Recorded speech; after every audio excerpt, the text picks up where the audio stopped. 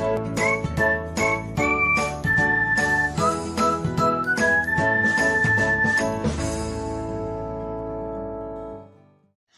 everyone, welcome back to another episode of Technologyglance.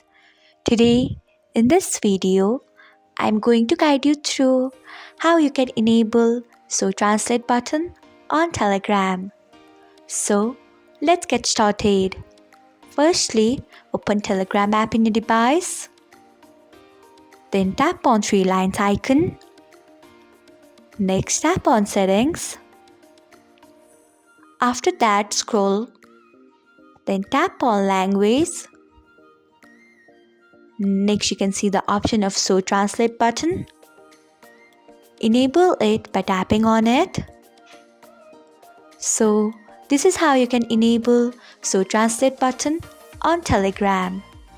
Thanks for watching.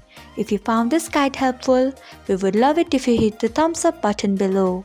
We upload great new tech tutorials like this one every day, so do not forget to subscribe to our channel and hit the bell icon so that you'll never miss another update.